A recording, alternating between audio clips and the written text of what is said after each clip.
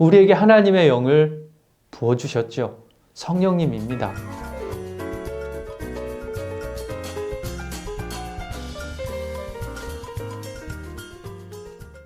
만난다 성경 74번째 에스겔서 25장부터 39장까지의 말씀입니다. 에스겔서 37장 제일 유명한 말씀이기도 하죠. 마른 뼈 환상의 말씀이 나옵니다. 실제로 포로가 된 지 70년 후에 이 환상이 이루어집니다. 현실이 되지요. 이스라엘 백성은 포로 70년 동안 우리는 끝났어. 하나님으로부터 버림받았어. 이런 생각과 마음이 있었어요. 그런데 마른 뼈와 같았던 죽은 자들과 같았던 이 이스라엘 백성들에게 회복을 주십니다. 그들에게 말씀의 성취를 허락해 주시는 거죠.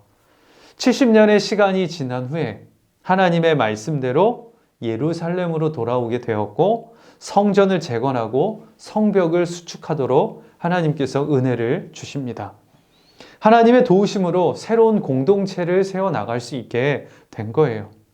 마른 뼈와 같았던 이 유다 공동체, 소망과 생명이 없던 그들에게 하나님의 말씀이 들려오고 그 위에 생기가 불어오고 하나님의 군사로 일어서게 되는 그 일을 이루어 주신 겁니다. 우리가 볼 때는 마른 뼈와 같았고 죽은 자들 같았던 그들, 생기가 없어 보일 수도 있죠. 그러나 그 위에 하나님의 말씀이 임하면, 그리고 주님의 일하심이 그 위에 있으면 마른 뼈들이 일어나고 하나님의 군사가 되고 주의 뜻을 감당하는 자들로 서게 된다는 것입니다. 주의 영광을 위해 일어설 때 하나님께서 도우시고 일으켜 세우세요. 바로 에스겔 선지자가 그 환상을 본 거예요. 그리고 그것이 성취될 것이라고 말씀하는 것입니다. 에스겔서 36장 26절부터 28절 말씀입니다. 또 새 영을 너희 속에 두고 새 마음을 너희에게 주되 너희 육신에서 굳은 마음을 제거하고 부드러운 마음을 줄 것이며 또 내 영을 너희 속에 두어 너희로 내 율례를 행하게 하리니 너희가 내 규례를 지켜 행할지라. 내가 너희 조상들에게 준 땅에서 너희가 거주하면서 내 백성이 되고 나는 너희 하나님이 되리라. 아멘. 우리에게도 이 말씀을 그대로 이루어 주셨어요. 우리에게 하나님의 영을 부어주셨죠.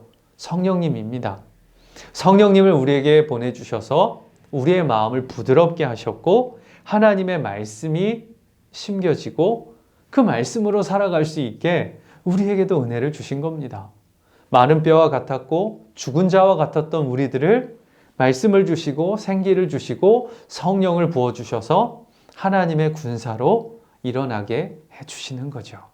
하나님께서 소생케 하시는, 그리고 우리에게 부어주시는 말씀을 기대하면서 성경 안으로 들어가 보시기 바랍니다.